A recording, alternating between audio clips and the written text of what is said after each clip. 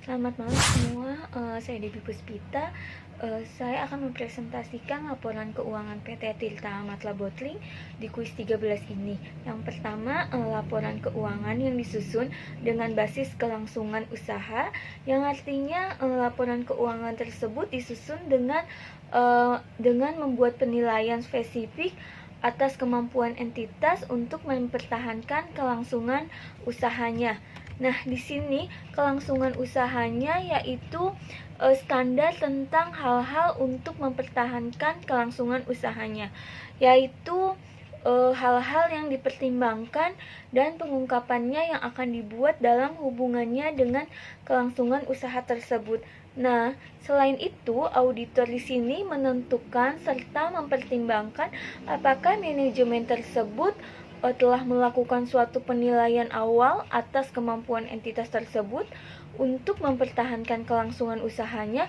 Nah, jika telah dilakukan, maka auditor harus mendiskusikan penilaian tersebut dengan manajemen sehingga dapat menentukan apakah manajemen telah mengidentifikasi peristiwa tersebut, bahkan baik secara individual maupun secara kolektif.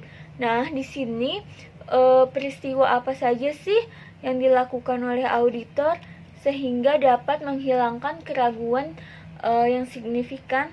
Nah, sebagai contoh pada PT Tirta Amatla Bottling di sini yang mengajukan perpanjangan dan tambahan fasilitas kredit dengan cara dibesarkan dari aset sebenarnya. Nah, seolah-olah kondisi keuangan PT Tirta Amatla Bottling di sini menunjukkan perkembangan yang sangat pesat.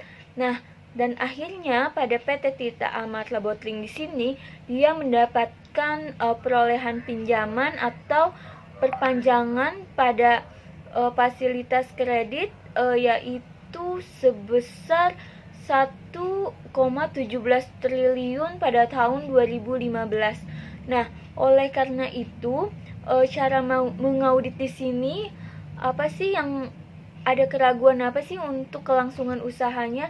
Nah, untuk menghilangkan keraguan di sini kita dapat memperoleh bukti audit yang cukup dan tepat untuk menentukan apakah si audit tersebut itu menjalankan tugasnya sebagaimana mestinya.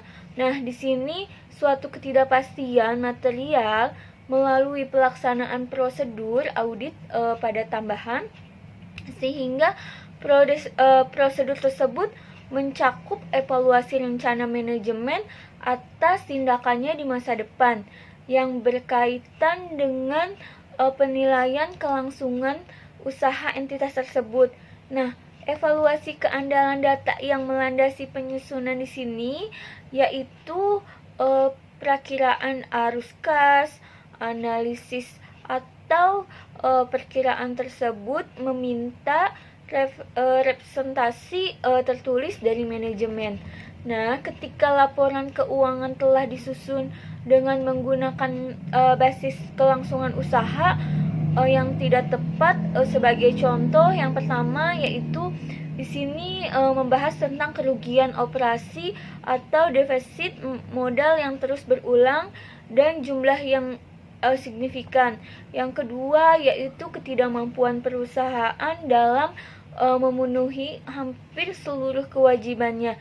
Yang ketiga yaitu kehilangan pelanggan terbesar. Nah, diibaratkan dengan pelanggan mahkota. Yang keempat yaitu bencana yang tidak dijamin oleh asuransi seperti banjir, gempa bumi yang bersifat sangat destruktif bahkan signifikan merugikan perusahaan tersebut.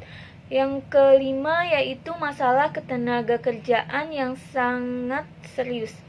Yang terakhir yaitu tuntutan pengadilan yang dapat membahayakan status serta kemampuan perusahaan untuk beroperasi. Nah, opini wajar tanpa pengecualian di sini atau disingkat dengan WTP, jika memenuhi kondisi tersebut, maka yang pertama Yang pertama yaitu laporan keuangan harus lengkap. Yang kedua yaitu bukti audit yang dibutuhkan harus lengkap. Yang ketiga yaitu standar umum telah diikuti atau sepenuhnya dalam perikatan kerja.